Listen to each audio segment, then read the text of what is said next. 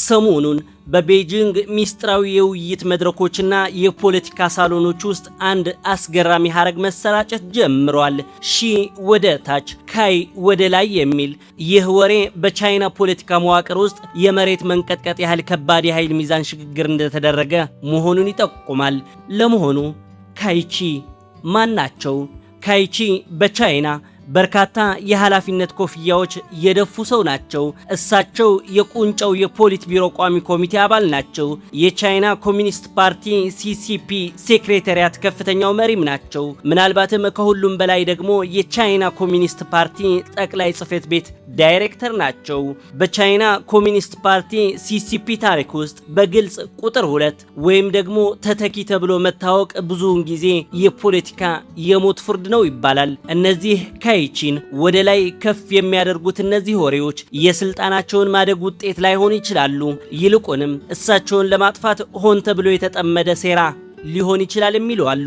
ክቡራትና ክቡራን፣ ይህ ኦንታይም ሚዲያ ነው። ወደ ኤሲያዊቱ ሀገር ቻይና ለአጭር ደቂቃዎች ጎራ ብለን በቻይና ሁለተኛው ኃያሉ ረጅምና ሽበታም ሰው ካይቺ ማናቸው የሚለውን እየዳሰስን የቻይናን ውስጥ ፖለቲካ እንመረምራለን። ሙሉ ዘገባው በኦንታይም ሚዲያ ዩቲዩብ ቻናል ላይ ታገኙታላችሁ።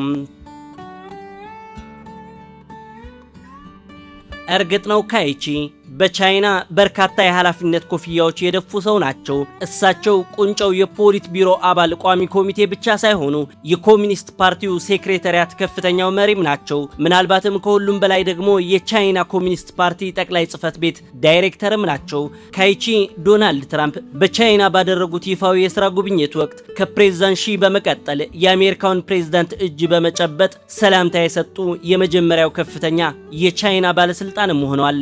ካይቺ በተግባር የሺ ጂንፒንግ የኢታማጆር ሹም ወይም ደግሞ ቺፍ ኦፍ ስታፍ ዋና ጠባቂያቸውና የበር ቁልፍ ጠባቂያቸውም ያደርጓቸዋል።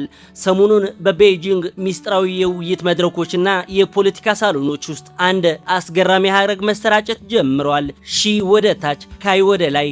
ይህ ወሬ በቻይና ፖለቲካ መዋቅር ውስጥ የመሬት መንቀጥቀጥ ያህል ከባድ የኃይል ሚዛን ሽግግር እንደተደረገ መሆኑን ይጠቁማል።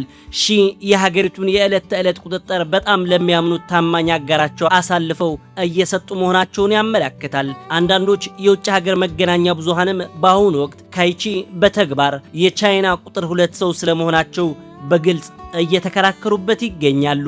ነገር ግን እውነት ነው ወይስ አደገኛ የፖለቲካ ወጥመድ?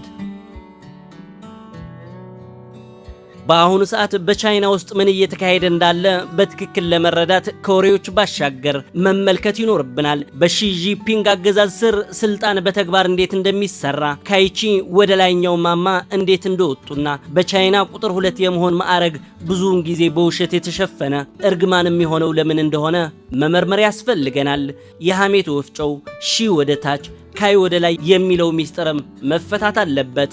በቻይና የፖለቲካ ወሬዎች እንዲሁ ለፈገግታ የሚወሩ ተራ ወሬዎች አይደሉም። ይልቁንም የአብዛኛውን ጊዜ መሳሪያዎች ናቸው። መንግስት ሁሉንም ይፋዊ ዜናዎች በጥብቅ ስለሚቆጣጠር የተለያዩ የፖለቲካ ቡድኖች የሁኔታዎችን አካሄድ ለመገምገም፣ ለተቀናቃኞቻቸው ለመጉዳት ወይም የፖሊሲ ለውጦቹን ለመጠቆም ሲሉ ወሬዎችን ሆን ብለው ያሰራጫሉ። ያሁኑ ሺ ወደ ታች ካይ ወደ ላይ የሚለው መፈክርም ቀደም ሲል ከነበረ ተመሳሳይ ወሬ ቀጥተኛ ተመሳሳይነት አለው። እንደ አውሮፓውያኖቹ አቆጣጠር በ2022 መገባደጃ ላይ ከ20ኛው የፓርቲ ኮንግረስ በፊት ሺ ወደ ታች ሊ ወደ ላይ የሚሉ ወሬዎች በኢንተርኔት ላይ ተጥለቅልቀው ነበር። እነዛ ወሬዎች በወቅቱ የነበሩትን ጠቅላይ ሚኒስትር ሊ ኬኪያንግ ፕሬዝዳንት ሺን ለመተካት በሚስጥር መፈንቅለ መንግስት እያደራጁ ነው በሚል በሐሰት ይከሰሱ ነበር። ሆኖም ያ ወሬ ሙሉ በሙሉ ስህተት ሆኖ ተገኝቷል። ሺ ከምንጊዜውም በላይ በጠንካራ ሁኔታ ብቅ ሲሉ፣ ሊ ኬያንግ ግን ሙሉ በሙሉ ከስልጣን ተወግደዋል። ታዲያ አሁን ላይ ስለ ካይቺ ተመሳሳይ ወሬዎች ለምን እየተናፈሱ ነው? የወቅቱ ሁኔታ ወሳኝ ነው። በአሁኑ ጊዜ የምንገኘው ግንቦት 2026 ላይ ነው። የቻይና ኢኮኖሚ ከፍተኛ ፈተናዎች እየገጠሙት ነው። የጂኦፖለቲካዊ ውጥረቶችም በእጅጉ እየጋሉ ነው። በጥቂት ቀናት ውስጥ ደግሞ የአሜሪካው ፕሬዝዳንት ዶናልድ ትራምፕ ከፕሬዝዳንት ሺ ጂንፒንግ ጋር በቤጂንግ ከፍተኛ ጠቀሜታ ባለው ጉባኤ ላይ ለመገናኘት ቀጠሮ ይዘዋል። በቻይና አመራር ላይ ያለው ጫና እጅግ ከፍተኛ ነው።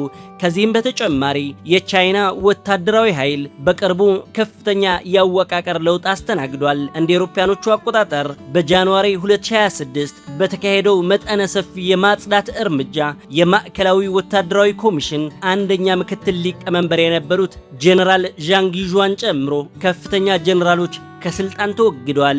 ዣንግ በሀገሪቱ ውስጥ በጣም ተጽዕኖ ፈጣሪ ከሆኑት ሰዎች አንዱ ተደርገው በሰፊ ይታዩ የነበረ ቢሆንም የእሳቸው መወገድ ግን አጠቃላይ መዋቅሩን አስደንግጦታል። ነባሮቹ ወታደራዊ ኃይል አውጪዎች ከጨዋታው ውጭ ሲሆኑ ትልቅ የስልጣን ክፍተት ተፈጠረ። ካይቺ ደግሞ ያንን ክፍተት እየሞሉ ያሉ ሰው ይመስላሉ። ሌሎች መሪዎች ወደ ጎን እየተገፉ በሄዱ ቁጥር ካይ ከማንም በላይ ወደ ሺ እየተጠጉ መጥቷል። ይህ ለከፍተኛው መሪ ያላቸው እጅግ በጣም የቅርብ መሆን ነው እንግዲህ ካይ ወደ ላይ የሚሉት ወሬዎች እንዲቀሰቀሱ ያደረገው። የታማኝ መፈጠር የካይቺ ያልተለመደ የእድገት ጉዞ ደግሞ እንመልከት። የካይቺ የአሁኑን ስልጣን ለመረዳት ታሪካቸውን መመልከት ያስፈልጋል። እሳቸው የተለመዱ አይነት የቻይና ቢሮክራት ሰው አይደሉም። ከሁሉም በላይ የሺ ጂንፒንግ ታማኝ አገልጋይ ናቸው። ካይና ሺ ከተዋወቁ ከ30 ዓመት በላይ ሆኗቸዋል። የሥራ ሕይወታቸው በፉጂያንና በጂያንግ ግዛቶች ውስጥ ተሳስሮ አልፏል። በእነዚያ የእድገት ዓመታት ካይ የሺን ራዕይ ምንም አይነት ጥያቄ ሳይጠይቅ በተግባር መዋል የሚችል እምነት የሚጣልበትና ትጉህ ስራ አስፈጻሚ መሆኑን አስመስክሯል። ወደ ላይኛው ማማ ያደረጉት እድገት በሚያስደንቅ ሁኔታ ፈጣን ከመሆኑም በላይ በርካታ የፖለቲካ ደንቦችን የጣሰ ነበር። በ2017 ዓ.ም ካይ የቤጂንግ ፓርቲ ዋና ጸሐፊ ሆነው ተሾሙ። ይህ ትልቅ እድገት ነው። ከባህላዊ አብዮት ወይም ደግሞ ካልቸራል ሪቮሉሽን በኋላ በነበረው ታሪክ ይህ ሹመት ከሞላ ጎደል ሁሉም ልማዶች የሰበረ ነበር። ይፋዊ የህይወት ታሪካቸው እንደሚያሳየው ካይ በወቅቱ የማዕከላዊ ኮሚቴ አባል እንኳን አልነበሩም። ብዙውን ጊዜ ዋና ከተማዋን ለመምራት የብዙ ዓመታት ከፍተኛ የሥራ ልምድ ይጠይቃል። ነገር ግን ሺ ጂንፒንግ የራሳቸው ሰው ቤጂንግ ላይ እንዲቆጣጠርላቸው ካይን መረጡ።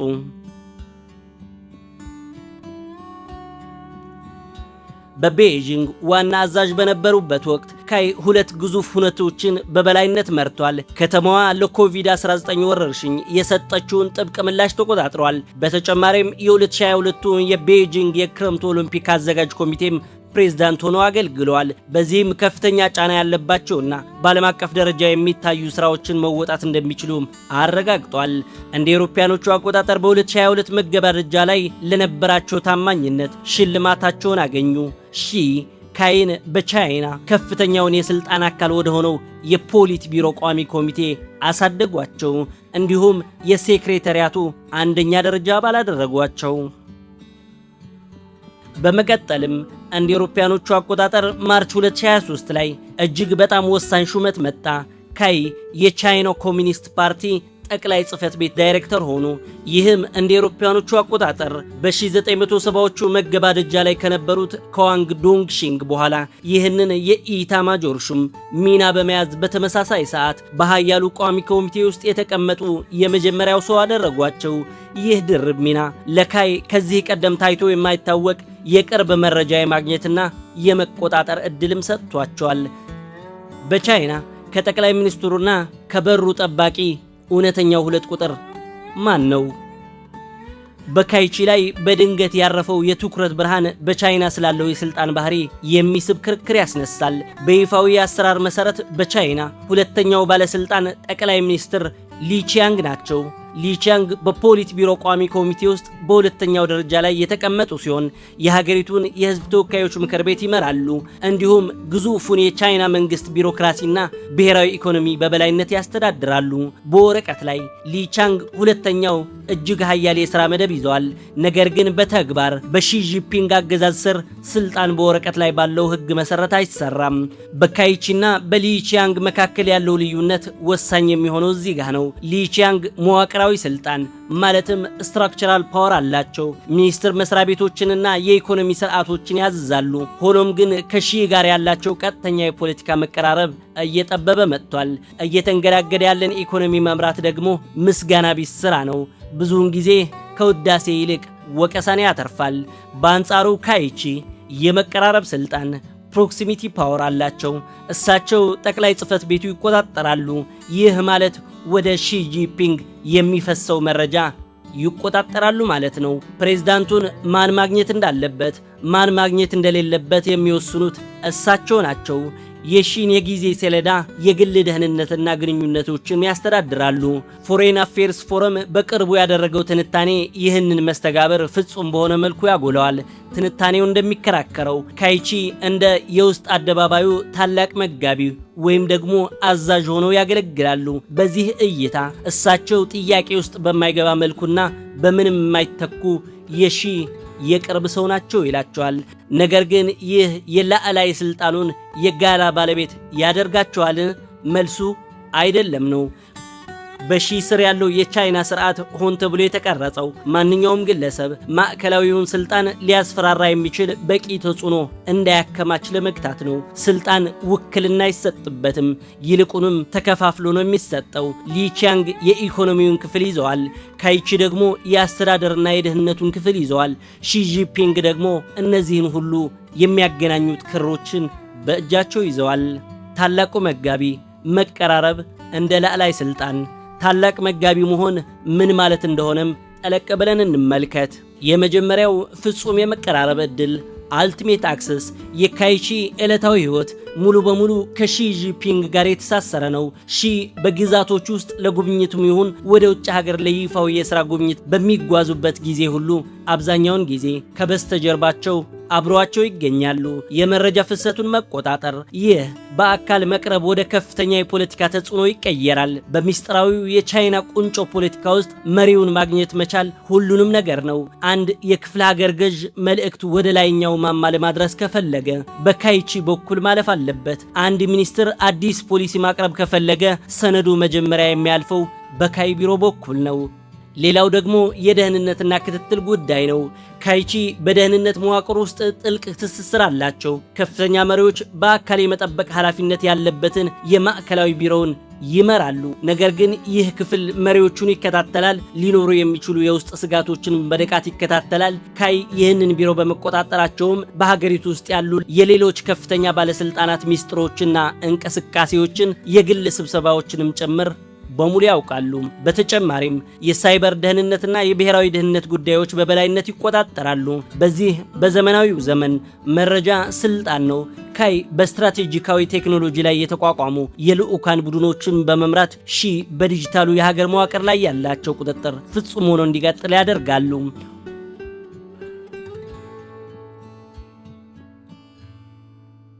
ሆኖም ይህ ታላቅ ስልጣን ከአንድ ትልቅ ማሳሰቢያ ጋር አብሮ የሚመጣ ነው። ካይቺ የራሳቸው የሆነ ገለልተኛ የፖለቲካ መሰረት የላቸውም። የራሳቸው ታማኝ ቡድንም የላቸውም።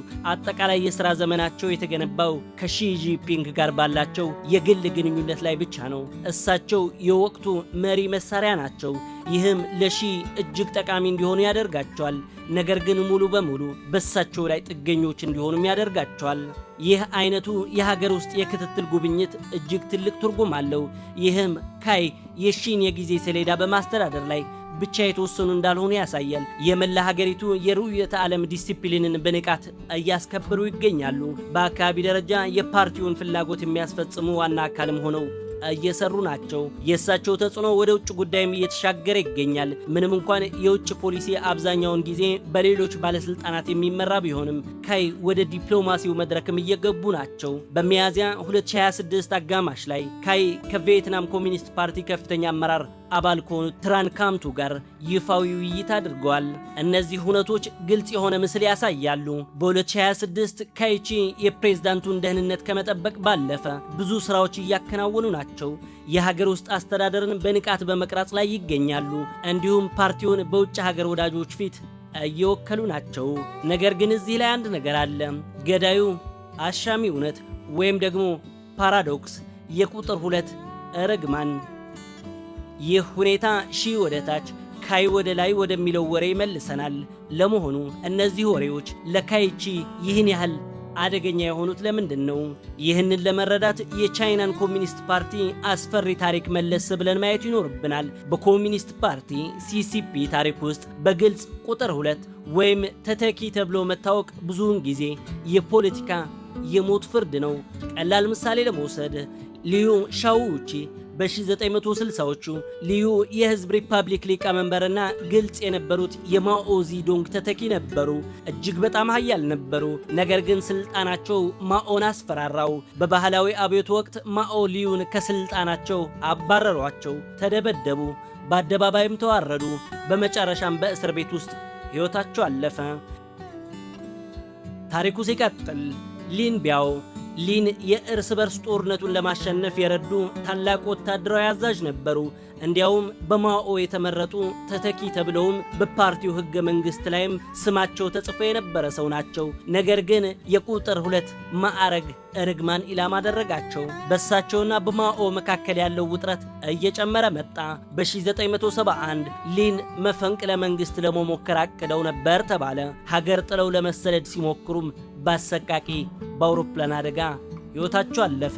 ባለፉት ቅርብ 10 ዓመታትም ቢሆን ግልጽ ተተኪ የነበሩ ሰዎች መጨረሻቸው አላማረም። ሺጂፒንግ ራሳቸው ወደ ስልጣን ማማ መውጣት የቻሉት እስከ መጨረሻው ቅጽበት ድረስ ምንም አይነት ስጋት የማይፈጥሩና ትሁት ሆነው በመታየታቸው ብቻ ነበር። ይህ ታሪካዊ አውድ ነው እንግዲህ ካይ ወደ ላይ የሚሉት ወሬዎች እጅግ አደገኛና መርዛማ የሚያደርጋቸው። በአንድ ሰው ፍጹም አገዛዝ በሚመራ ስርዓት ውስጥ ማንም ሰው የትኩረት ብርሃኑን እንዲያጋራ አይፈቀድለትም። ህዝቡና የፖለቲካ ቁንጫው ካይቺን እንደ ተባባሪ መሪ አድርገው መመልከት ከጀመሩ ይህ በቀጥታ የሺ ጂንፒንግ ስልጣን ይሸረሽራል። ሺ ባለፉት 10 ዓመታት ሌሎች አማራጭ የስልጣን ማዕከላትን በማፍረስ አሳልፈዋል። ወታደራዊ ኃይሉን አጽድተዋል። የቴክኖሎጂ ቢሊዮነሮችንም አንበርክከዋል። የፖለቲካ ተቀናቃኞቻቸውም ዝም አሰኝተዋል። ይህንን ሁሉ ያደረጉት ስልጣኑን እንዲሁ ለጠቅላይ ጽህፈት ቤት ዳይሬክተራቸው አሳልፈው ለመስጠትም አይደለም።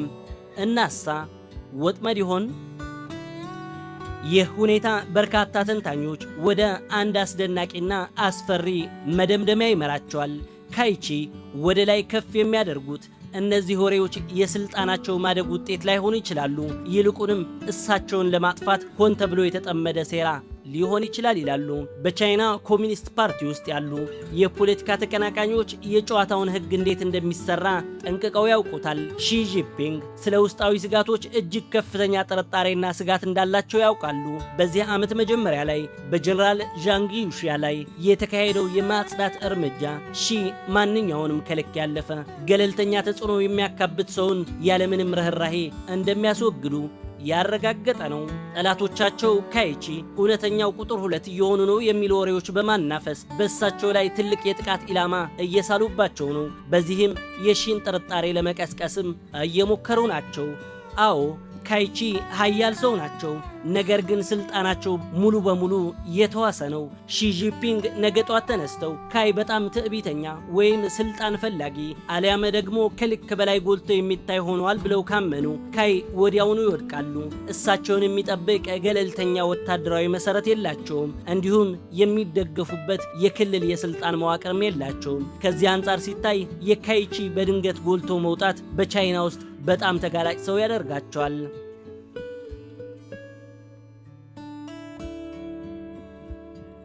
የቁንጮ ፖለቲካውን የወደፊት ጉዞ ስለመምራት ወደ ያዝነው ሁለተኛው አጋማሽ ዓመት ስንመለከት በቤጂንግ ያለው የፖለቲካ ድባብ እንደተወጠረ ይቀጥላል። ከአሜሪካ ጋር የሚደረገው መጪው ጉባኤም አመራሩ ውጫዊ ጫናዎችን የመቆጣጠር አቅሙን የሚፈትን ይሆናል።